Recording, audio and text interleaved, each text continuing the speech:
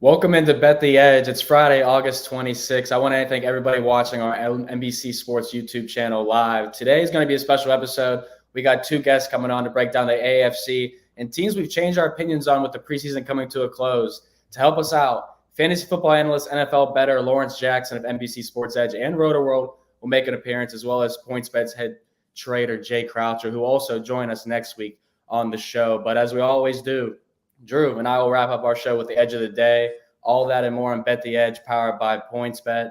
What a week it's been. Drew, hopefully you got our college bets in on Friday. Did you tell anything that Eric and I gave out? Because the closing line value is insane.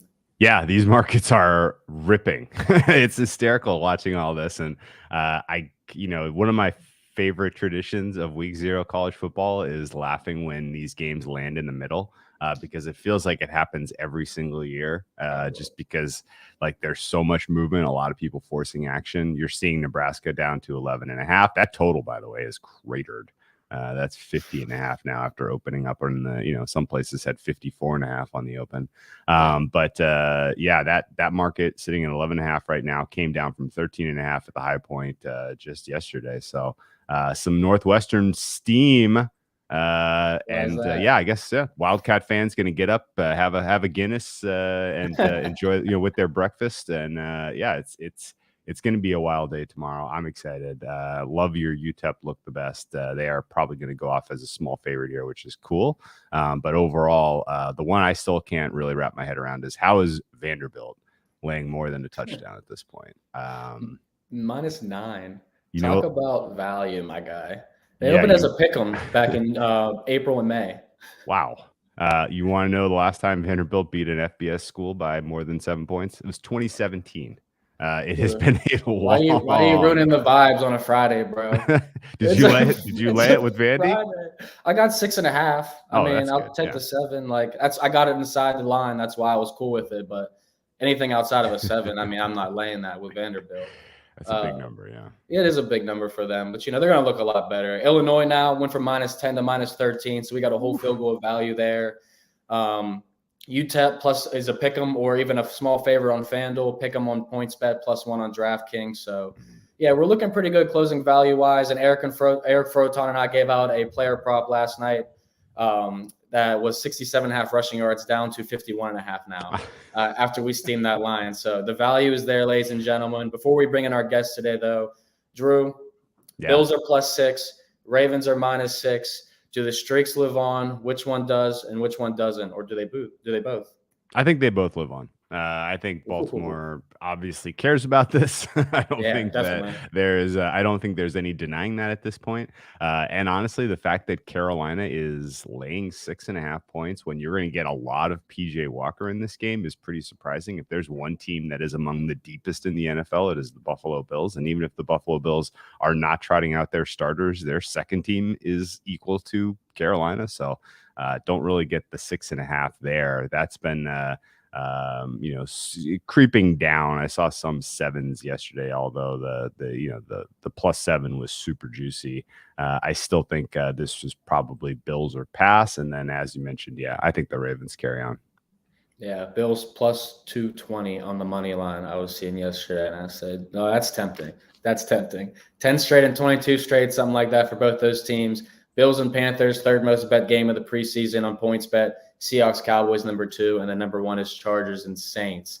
So certainly going to be a great weekend filled with football. College football kicks off tomorrow. NFL preseason action all weekend. So in case you guys missed it, though, this week continues the debut of Matthew Berry's new show, Fantasy Football Happy Hour with Matthew Berry. The legendary fantasy football analyst is back with NBC and RotoWorld, doing what he does best, discussing sleepers, rolling out his love and hate list, breaking down who to start and sit, much more. Plenty of actionable information to go along the way with sports bettors as well. So check it out weekdays in the afternoon on Peacock or listen to the show in podcast form wherever you download and subscribe. They had a draft last night on our YouTube page at NBC Sports YouTube, NFL on NBC, and it was amazing, honestly. It was so cool to see bring back all the RotoWorld people. Drew, I don't know if you caught any of it, but Lord don't lose. Lawrence Jackson was on there. And also, our main man, Jay Croucher, was on there. He had the liberty of drafting with Matthew Berry and getting auto-drafted twice. So Jay Croucher definitely takes the biggest L. Lawrence Jackson caught some slack for taking Derrick Henry over Devontae Adams. I agree with that slack. I don't know about that one, but no. That was a good pick. I don't know. Number 9.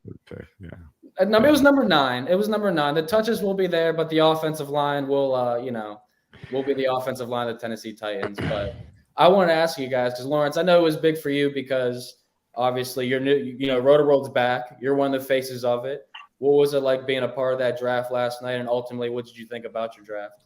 I mean, it was great, man. It was a good little atmosphere, man. Just seeing all the, sharp minds that done come through here on Roto World and, being able to link up with them, draft with them, and really get like a competitive thing going with the best of the best. So, it was just a little fun vibe. You get to hear, how some of the old Roto World dudes came up and, see how it is now and the changes, different things like that. So all in all, man, it was just good vibes all around.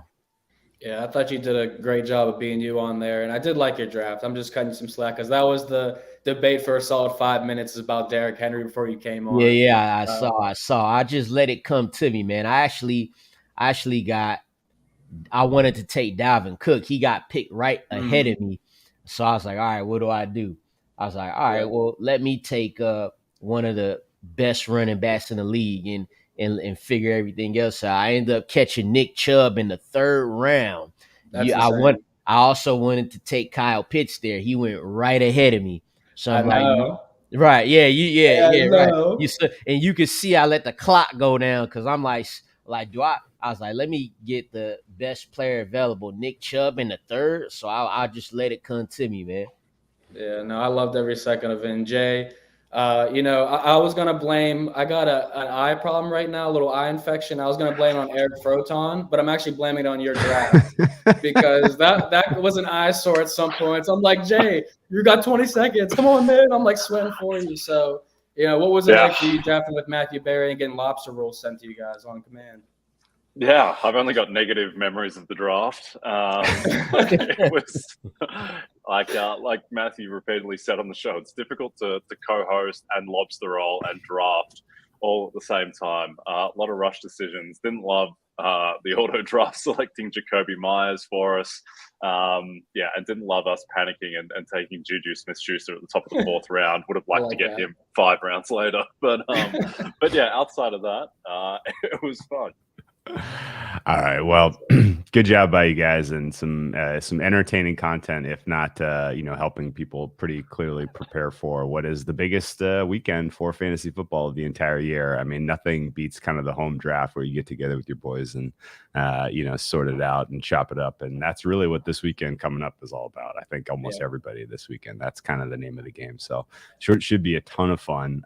Let's pivot a little bit and talk about, what we are, kind of how some of our opinions have changed as we get closer to the kickoff of week 1 here. We've learned a lot about these teams since preseason started. Most of it is kind of camp reporting. I don't know that you can take a ton away from what we've seen on the field other than trying to assess some of the depth of these teams. But Lawrence, I'll start with you. There are a couple of teams I know that you kind of came in a little bit cooler on that you're starting to warm up on. Who off the top of your head do you think qualifies as a team that you are higher on now than you were at the start of the preseason? I'm gonna start off with not an obvious pick. I'm gonna start out with the Steelers. They got a 7.5 over under on win totals. First off, just looking at that number from the jump, Mike Tomlin don't have losing seasons. I think the reason they're at 7.5 right now is because of the quarterback situation. But the quarterback situation last season was not great. That was not Big Ben from 2012. That was 2021 Big Ben, and it was 5-yard throw down the field Big Ben most of the time. Kenny Pickett, the head of a weak quarterback class. He's been playing well in camp. I feel like if you could get him in there and play some solid football, they win in 8 games at least. Again, Mike Tomlin does not have losing seasons. I trust in him more than anything. You still got one of the top defenses in the league, led by one of the top defensive players in the league in TJ Watt. You got Minkah Fitzpatrick, who they signed to a long-term deal. So that side of the ball is solid. You still got some questions with Devin Bush and what he gonna do, but the defense is still solid. The offensive line, which was one of the worst last year, you had Najee Harris was still able to muster up 4 yards per carry with that line, which will only get better. Then again, while the quarterback play is going to be questionable, you still have the weapons to get you there. So 7.5, that's kind of low for me. And again, I'm trusting the guy at the top. That's Mike Tomlin. Yeah, I think the big thing with the Steelers is that, like, you look at the quarterback room and it's not inspiring because it's Trubisky, it's Mason Rudolph, it's Kenny Pickett. Like, the quarterback situation is an upgrade on last year. Like, Mitch Trubisky's better than Ben Roethlisberger. The one thing I'd be a little bit worried about is that Roethlisberger, for all his sins, for all his bad play, did get rid of the ball very quickly, which mitigated that bad offensive line. So if Mitch Trubisky's doing his Mitch Trubisky thing and running around, or Kenny Pickett's doing the same thing to an even greater degree, then that's going to be a problem with the offensive line. But I think the defense should be better. TJ Watt, despite winning Defensive Player of the Year, which he shouldn't have, should have been Aaron Donald or Micah Parsons. But anyway, he'll be healthier because he was banged up a lot of last season. Minka Fitzpatrick didn't have a good year. He should be better as well. So there is some upside with the Steelers. I don't really see their path to being like a 10-win team, but certainly they get to 8 or 9 wins. And keeps Tomlin's streak alive. Let TJ Watt live.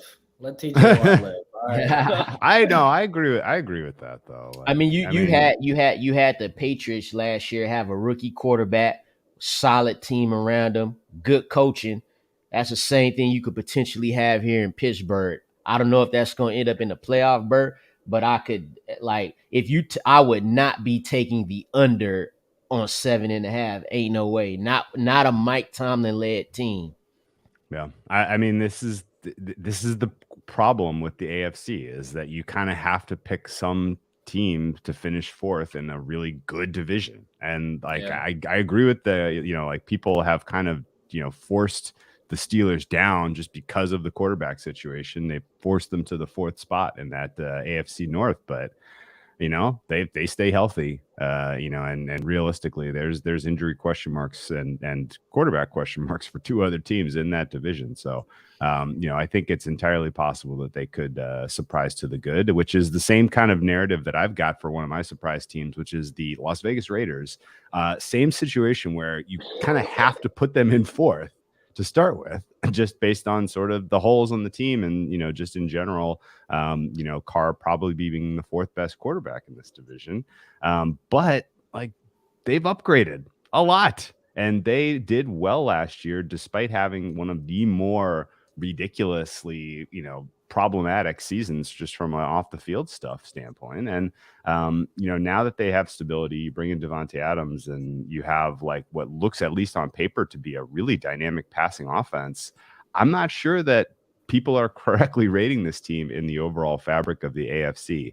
I think, looking at their current win totals, 8.5, juicy to the over, make the playoffs is plus 175, win the West is plus 600. Between those, I'm starting to really kind of think hard about that big number to win the West. And, a lot of things have to happen, but, as I just kind of look at the prices and look at sort of the strength of these teams in the West, what I kind of see at least is the gap has closed between the Chiefs and all the rest of these teams. And should any team be, 6-1 to win this division, when there's really just not that much separation between these guys. So I don't know if it ultimately has that much of a likelihood of winning, but I feel like 6-1 is like, it's just can't be the right price. And I've been staring at that all week, although I haven't pulled the trigger yet. Jay, do you have any kind of general cold water you want to throw on the Raiders?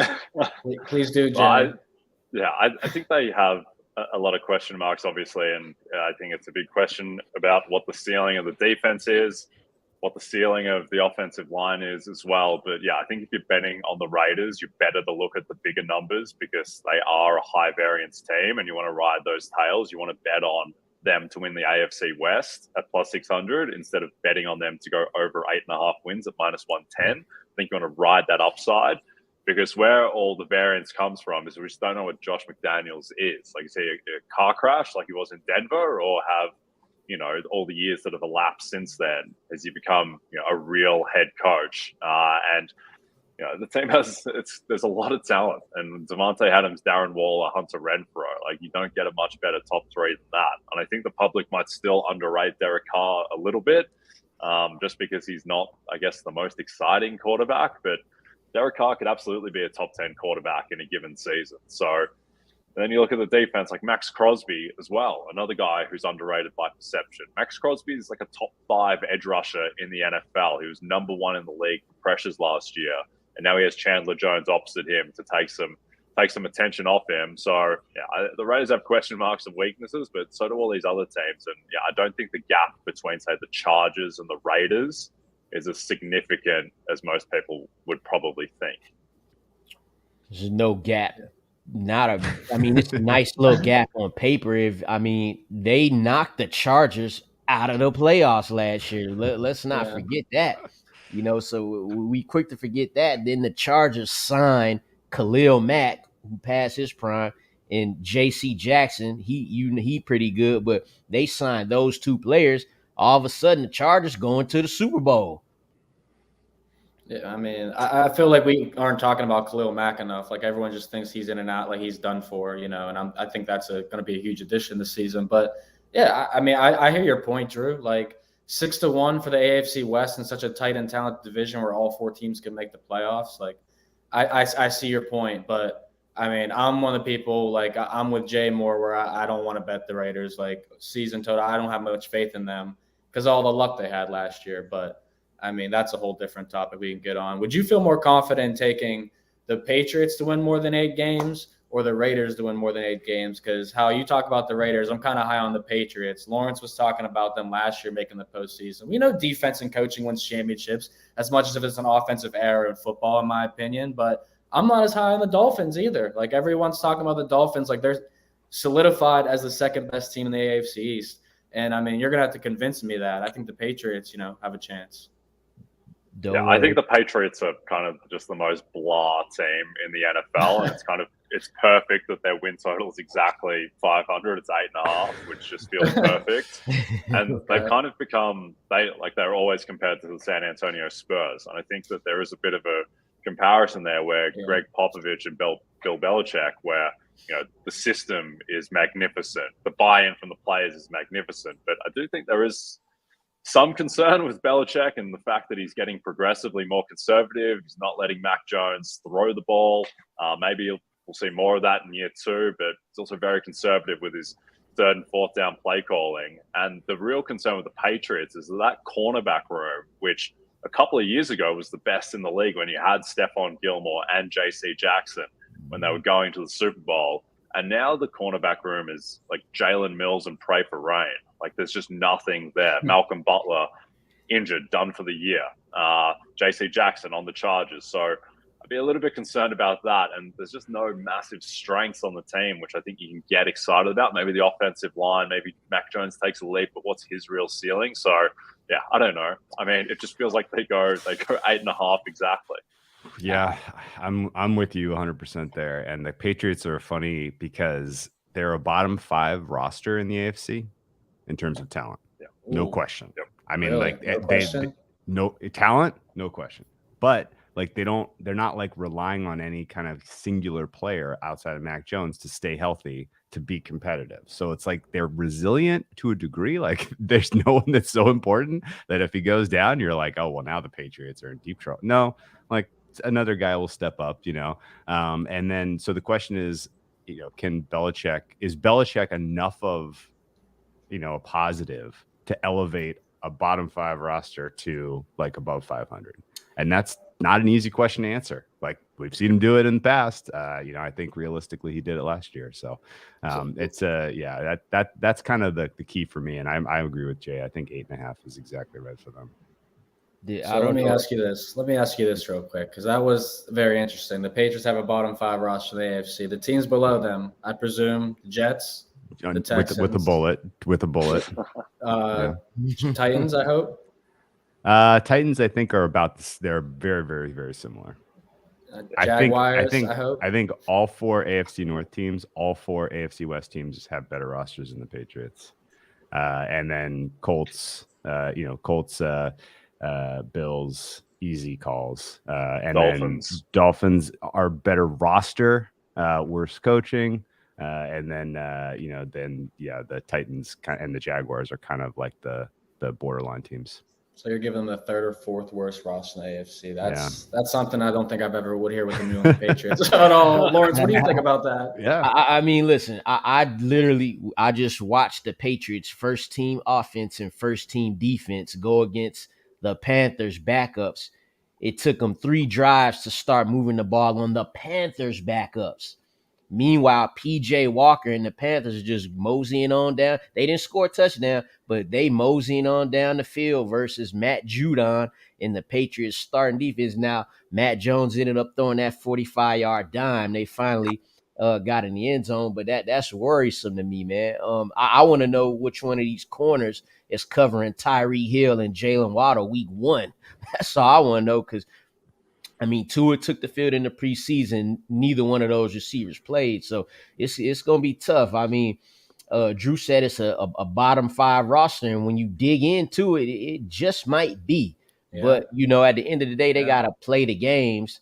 But we gonna see, because the Dolphins they swept them last year, and that was with the worst offensive line in football, a coach who didn't like the quarterback. So. None of the other upgrades that they have now, and they still swept them. So we'll see. I like that. Pat's 2-7 straight up in Miami. It's the same as it ever was. Belichick, the GM, is handicapping Belichick, the coach, and he's gonna have to coach these guys up, like, really. But that is possible. It's very, very much in the realm of possibility that he has sort of the right people in place to kind of teach at least the guys on the defensive side of the ball, to where, maybe the first half of the season, or at least the first quarter of the season, we're like, wow, this defense stinks. But then, come November, December, we're like, they're pretty good. So, I mean, that seems like the kind of the typical Belichick arc. But there's a talent gap between these guys and the real contenders in the AFC, in my opinion. I like that. Well, let's talk one more team before we get to the teams we're lower on. I say we discuss the Kansas City Chiefs a little bit here, because we were talking AFC West, and Lawrence, I know you said before the show, I was already high on them, but now watching them, I'm even higher on the Chiefs. So what way, would you look at betting the Chiefs, and why are you so high on them now? Oh, well, the reason I never wavered, but most people did, is the loss of one guy, Tyreek Hill. The receiver don't make the quarterbacks make the receivers. So I feel like the only reason the odds on this division are even a little close is because of the loss of Tyreek Hill and in the additions of the other teams too. But in seeing Patrick Mahomes in action versus, albeit the Washington Commanders, it was they starting defense. He had that offense going down the field like clockwork. And it wasn't, some one little series where he went 4 for 4, threw a touchdown. Nah, he got reps, 12 and 19, 162, 2 touchdowns. And the touchdowns weren't to Travis Kelce. He's throwing the guys that we will not be drafting in fantasy. I'm talking about Justin Watson, Jody Fortson. Like, he's going to make it happen with anybody. And he didn't even get Juju yet. We know Juju is going to dominate the intermediate part of the field. He'll take some pressure off Travis Kelce. So seeing that offense and just seeing it continue to operate like they didn't even lose Tyreek Hill, it's going to look different, but the wins in the win column are going to look the same. And at 10.5, I feel extremely good about it. I like their defensive moves as well. They lost the Honey Badger, but they got McDuffie. He got injured last night. They got other guys, Willie Gay, who's gonna progress. So the defense, it might not be an elite defense, but it'll be a better defense than what they had last season. Yeah, I think if there was one team-based bet that I was going to make in the AFC, it would be the Chiefs to get the 1 seed at plus 600, just because of all the upside there. And I think the thing to remember about the Chiefs is that offense was bad for like 2 months last season. It was like a 2-month stretch where they weren't performing, where Mahomes just wasn't good. There was just something broken with the team, with the offense. And I think, like, Mahomes you can tell that he always wanted to go deep to Tyreek. He always wanted the deep shot. And now I think that they're going to have a more diverse offense. They lose the talent of Tyreek. But the good thing about the offense is that there's just a lot of options. There's a lot of guys who can fail, who have a chance to fail, and then just roll on the next guy, like Juju Smith-Schuster, MVS, Sky Moore, Mecole Hardman. Some of these guys aren't going to work, but there's so many of them who have a chance to succeed. You still have Travis Kelce. You still have an elite offensive line.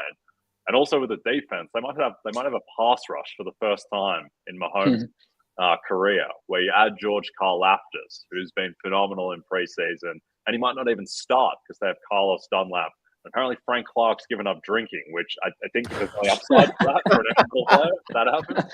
So you have Clark, Dunlap, and Karlaftis, with Chris Jones still there, who's the second best interior lineman in the league outside of Aaron Donald. So, look, the secondary maybe not so good, but I think that the Chiefs, they definitely have potential to get the 1 seed, and they should be the clear second favorite for that after Buffalo. No, I like that take a lot. I really like the breakdowns in general, and Frank Clark giving up drinking. He should teach Scott Frost a thing or two. And we wouldn't have seen that line come down in Northwestern's favor. But no, all jokes aside, though, I do like the Chiefs a lot in the conference. I think it's going to be super competitive in the AFC West. But I do want to talk about a couple teams before that, though. Just a reminder, if you guys do not have that NBC Sports Digital app powered by PointsBet, go download it now. The contests are free, easy to play. Shots to win thousands of dollars by predicting what's going to happen in MLB, PGA Tour, NASCAR circuit in the Premier League. We also have the special contests on Tuesdays and Thursdays. Battle of the Bets, where you can agree or disagree with our experts to collect some cash. As you guys know, football season is upon us, so we will have some NFL and stuff there. But for now, let's start in the AFC North, and let's diss the Bengals a little bit. I see you guys want to talk Cincy. You know, I'm high on the Baltimore Ravens.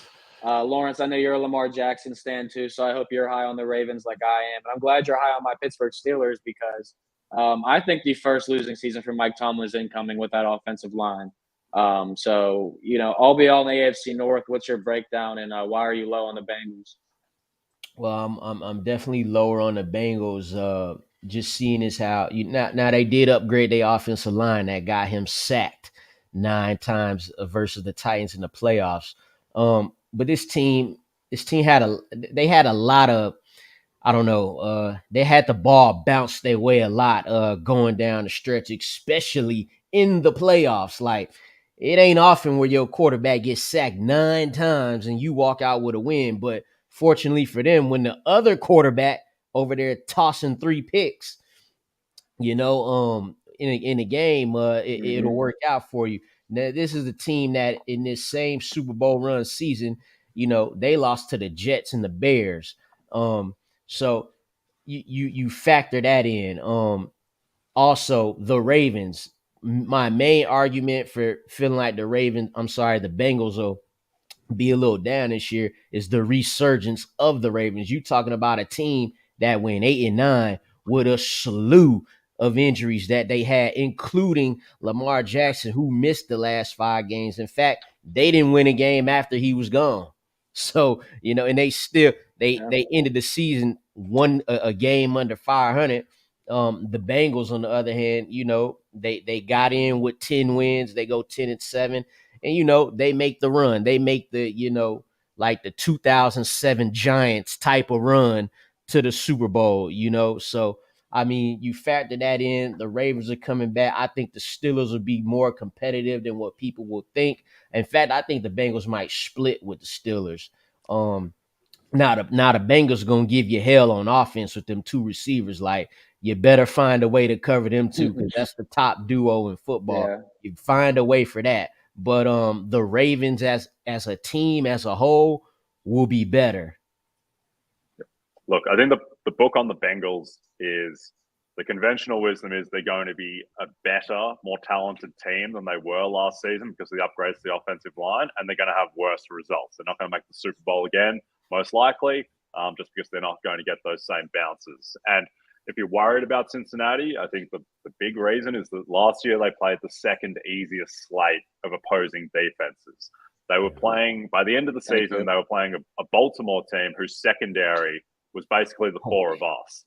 They had no chance. Yeah. Burrow in his 2 games against Baltimore, he had 941 passing yards. It's absurd. And I think Baltimore are just a more talented team. I think you look at all the regression stats, like it's incredible that Baltimore team was as close to the playoffs as they got in the end. And it's a sore subject for me because I had a ticket on John Morant, most improved player, parlayed into John Harbaugh, coach of the year at 500 to 1. Morant gets God. Harbaugh. I feel like Harbaugh, if they'd converted that 2-point play against the Steelers, where it goes off Mark Andrews' hands just outside of his reach, Lamar a little bit too far to the right with the pass, Lamar. And then also they missed the 2-point against Green Bay. I feel like if they get those 2 plays, I think John Harbaugh wins Coach of the Year.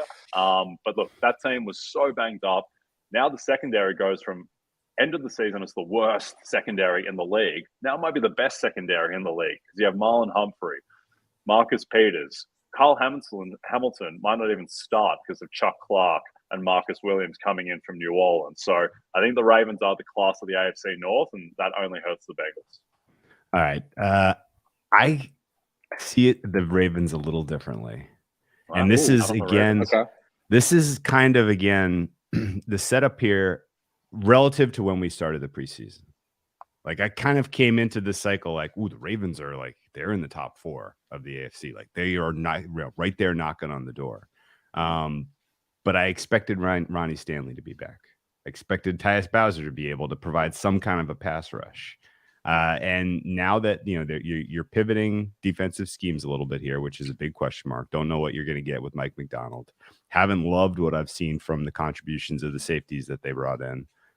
Either Marcus Williams or Kyle Hamilton still not exactly fitting with that system the way I think they intended to. And in general, like when you have that many guys that were missing from injuries last year, there is some bleed into the next season, which is what we're specifically seeing with the guy like Ronnie Stanley. I mean, Ronnie Stanley, when he is healthy, he's like, all pro. And, if you have to now replace his production with Juwan James, that all of a sudden becomes a tougher ask. And, now you're starting to see some cracks in this offensive line. When the offensive line was superlative, that was when you get Lamar Jackson at his best. So there are some cracks in this team that I'm seeing now that I wasn't at the start of the preseason. So generally, I think I'm a little cooler on them. I still think they're absolutely in the mix for a playoff spot, absolutely in the mix for an AFC North title. I don't think that there is a huge gap between them and the Bengals. And I think those two teams are a step above the Browns and the Steelers. So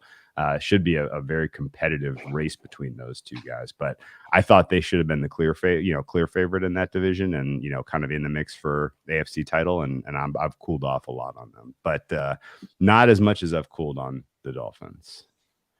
This this has potential.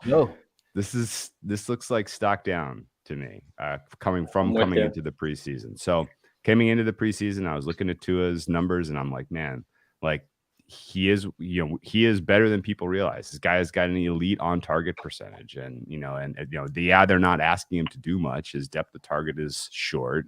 And his offensive line was garbage, but they've upgraded all this stuff. Maybe maybe there's a big step for him here. And a lot of people in the medical community talking about how it takes 2 years to get over the hip injury that he had, and it's like, well, it's 2 years. Like this could be a big leap for Tua.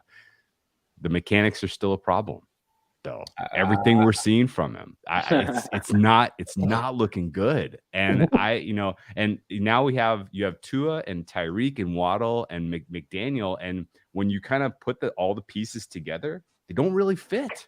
Like you have an amazing skill set wide receivers, but they don't really fit with what a McDaniel system wants to do. You have a McDaniel system that doesn't exactly get the most out of what Tua's strengths are. So I feel like you have a bunch of pieces here that all of a sudden it's like, if this works, I feel like it's going to be a little fluky or a little lucky. And I'm hopeful that it does work at the beginning of the season. Especially, I like in general, I would like to see them start hot, but I think I have questions about ultimately the sustainability, considering the pieces themselves don't look to be fitting perfectly well together to me. I don't know. I'm trying to figure out what you've been seeing. Where do you see? All I'm seeing is Tua throwing bombs to Tyreek all day. I mean, Tyreek and Jalen Waddle haven't played in the preseason yet. Tua did. Tua looked pretty damn good in his limited action with those with that backup unit that he played with. Mechanics look pretty solid to me. Footwork looking all right. This is a team that, the past 2 seasons, they go 9-8, 10-6 with the worst we've seen of Tua. Do we really think we just think he's not going to get better? They went 10-6, 9-8 with not just the garbage O-line, the worst line in the NFL, and a coach that did not like him, a coach that did not want him to play, a coach that kept yanking him in and out the lineup. They beat the Ravens. They beat the Ravens last season because of Tua. Jacoby Brissett started the game. He wasn't getting it done. Tua comes off the bench, leads them to the victory, where obviously they were the dogs in that game. I believe they're gonna get these guys, Tyreek Hill, Jalen Waddle. They're gonna get them the ball and let them run. I'm not saying that Tua gonna be bombs away, Patrick Mahomes, but the accuracy with Tua is pinpoint. And like you mentioned earlier, Drew, he's further now away from that hip injury. And from what I've seen, I feel good about it, because if I didn't, I wouldn't talk about it and put my rep on the line like that. Fins up, baby. I think the Dolphins are the most difficult team to have an opinion on in the entire league. And I think that's kind of represented by you guys being at opposite ends of the spectrum, where I think the 2 most high variance players in the league this year are Trey Lance and Tua.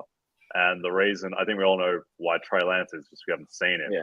And I kind of think we haven't seen Tua yet either, in a way that we can mark him as a failure, just because that offensive line was just completely unviable the past 2 years, coming off the hip, all of that.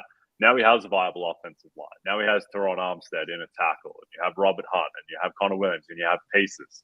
Now you have Tyreek Hill and Jalen Waddle. Now you have a new coach. Like, there's just all this stuff about Miami that I don't think we're gonna have a definitive lean on either way. I could see this team going 12-5. I could see them going 5-12, and I don't really have a strong lean on which is more likely. So I think that they're definitely the most wait and see team in the league. Yeah, I think it's an interesting take. And like Tua, everyone says, he's not accurate in some way, but when you look at his analytics and you use him player profiler, this dude's putting up top 10 numbers across the board in deep ball completion percentage, 50% last year, led the NFL in that department, 4th in play action with 69%, 1st in red zone completion percentage at 65%. So, I mean, his length, like Drew said, though, he's only throwing the ball, very short distances a lot of the time. So hopefully the additions can really unleash him this year. But I'm going to be on the fade train. I think the AFC East is all toast outside the Buffalo Bills. And that's the way it's going to stay for me more than likely. But before I let you guys go, I do want to talk about one team, because I think, Jay, I want to start with you. You're going to be on my side a lot, because I've locked in a couple fades on this team, and one of them is a new bet.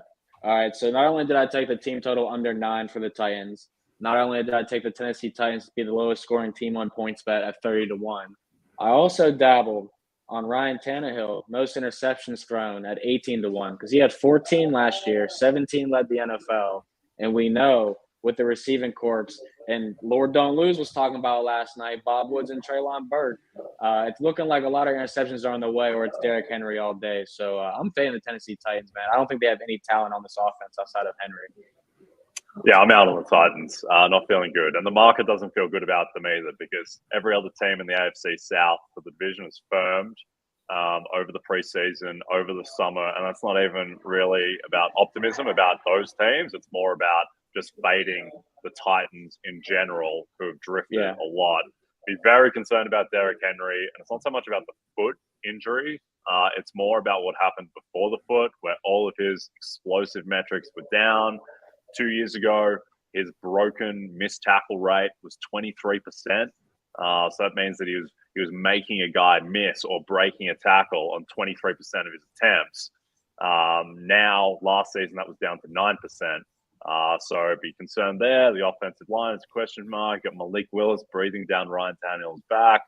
There's a lot of reasons I think to be low on the Titans. And look, they were the 1 seed last year, so I don't know how that happened exactly. That's why Mike Vrabel won Coach of the Year, because I don't understand how it happened. But yeah, that, to me, they feel like an 8 and 9 type of team.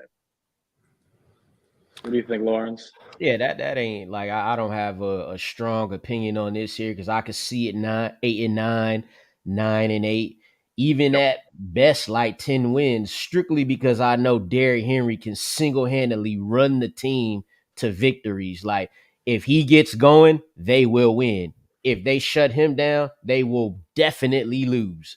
So yeah, like 8 and 9, 9 and 8. Then you got the Colts in there with the better roster. So yeah, I could go with that. Yeah, I'm out on the Titans too, but relative to coming to the preseason, my opinion hasn't changed much. If anything, I'm a little warmer on them just because I feel like maybe I was a little too sure that they were in for like a tank job this year. I looked at, you look at what the organization decided to do in the offseason. They let half their offensive line walk out the door. They did not restructure Tannehill and give him another, any extra years and reduce his cap hit so they could keep AJ Brown. And like those two decisions to me signal an organization that's ready to move on from Tannehill after this year.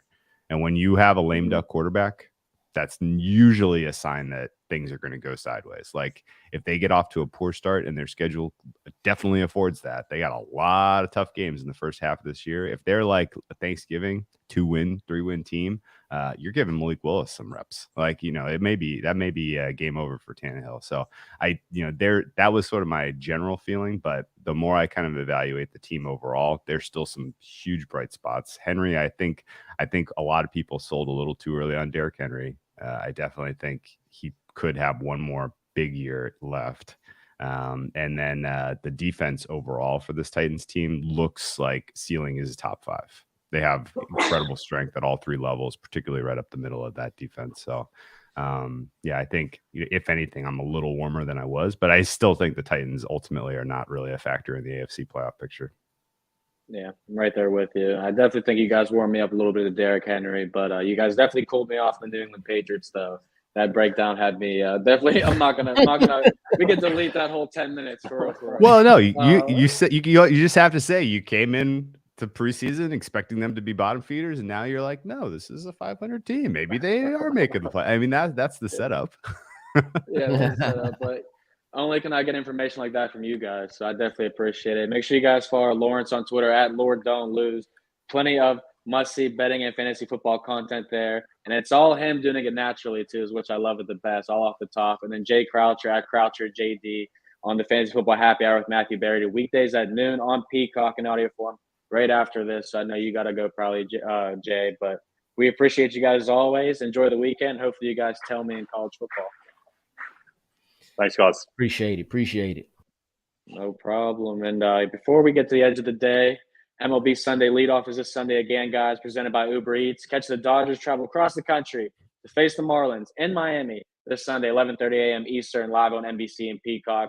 To learn more about that, go to peacock.com/MLB. And if you want a chance to win $25K on the game, download the app, Score Predictor, NBC Sports Predictor app, powered by PointsBet, free Grand Slam. And you can use your phone right there to get that going if you're watching live. So, Drew, edge of the day. I know you're probably doing some U.S. Open action. Big week in tennis. What's the move?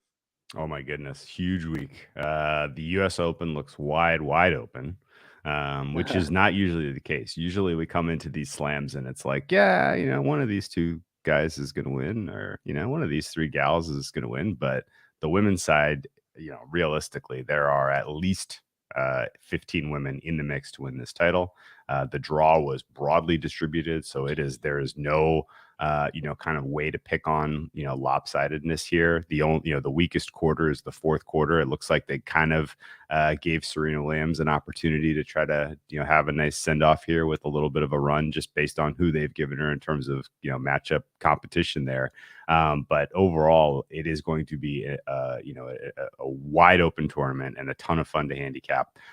In the women's field, I still think there's value on Zheng Xinwen.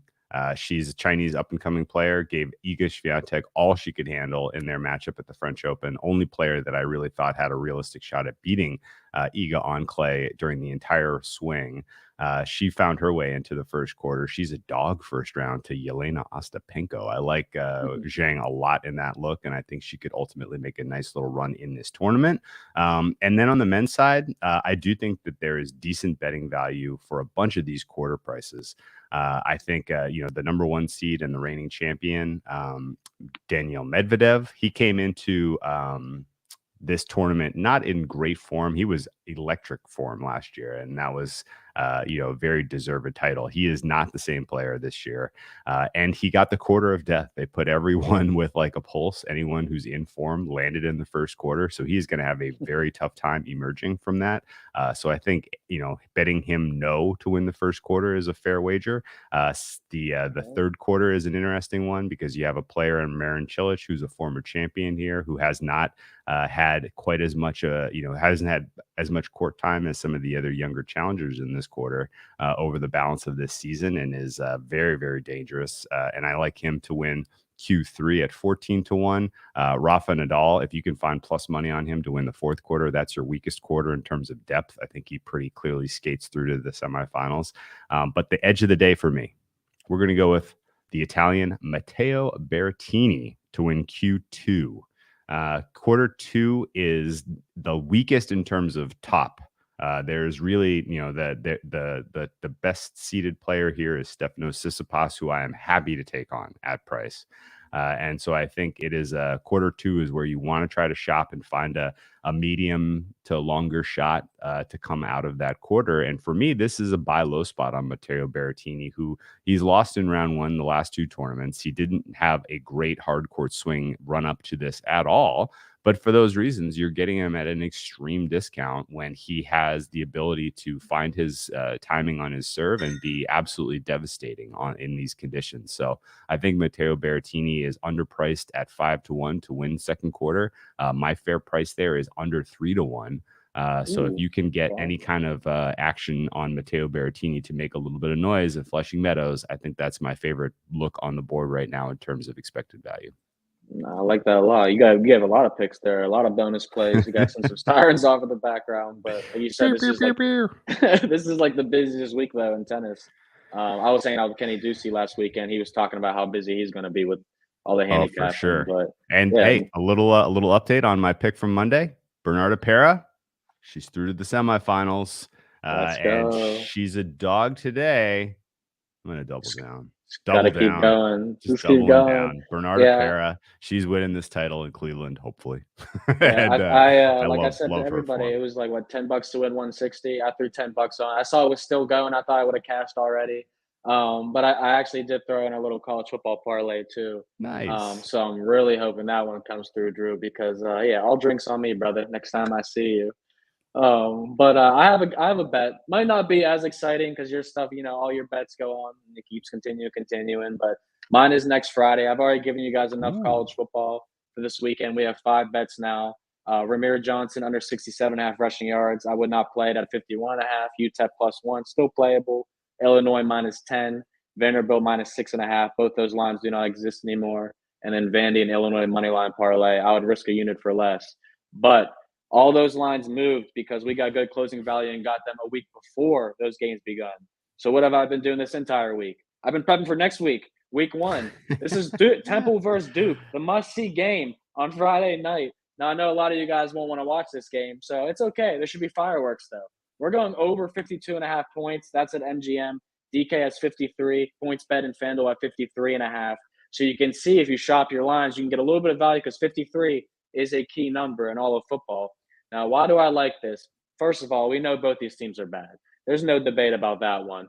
But Duke is a favorite and a home favorite, which is interesting because when Duke is a home favorite, they're 9-1 to the over in their last 10 games. When they're a favorite in general, they're 13-2 to the over in their last 15 games. All right, they're an over machine. They go up against a Temple defense that's learning its second scheme in 2 years, a completely new defense with half the starters missing, and then they're learning a new defense on top of that.